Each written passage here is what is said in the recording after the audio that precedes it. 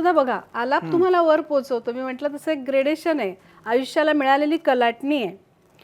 कोई ना रोको दिल की उड़ान को, दिल वो चला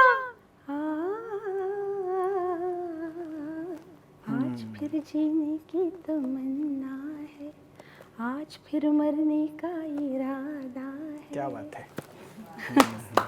असं ते होतं. पण म्हणजे जेव्हा ही गोष्ट कळती, म्हणजे आता जे कोणी हे गाणं ऐकेल तेव्हा त्याला त्यातली ती तडफ आणखीन जाणवेल. आधी ते नुसतं गोड वाटत होतंच, पण त्यातले हे जे बारकावे आहेत तर हे आपण हेरले पाहिजेत आणि हे आपण श्रोत्यांपर्यंत पोचवले पाहिजेत. हे तुम्हाला का वाटलं? मला असं लक्षात येत गेलं, कारण 40 वर्ष मी स्टेजवर आहे. ही गाणी पूर्वी जेव्हा मी गात होते तेव्हा असंच एक 4 गाण्यांपैकी एक गाणं आलं आपल्यासमोर.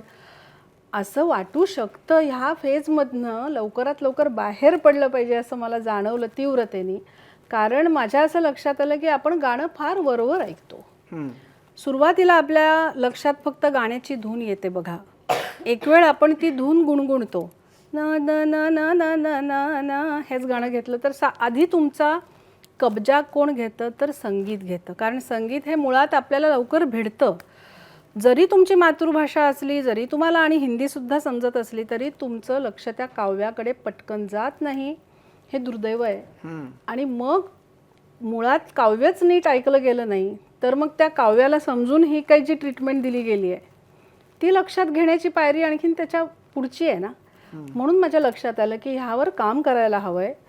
मग आधी मी संगीतकार म्हणूनच ओढले गेले. मी सुद्धा प्रामाणिकपणे सांगायचं झालं तर ह्या गाण्यांकडे आधी त्यातल्या संगीताने मला खेचून घेतलं.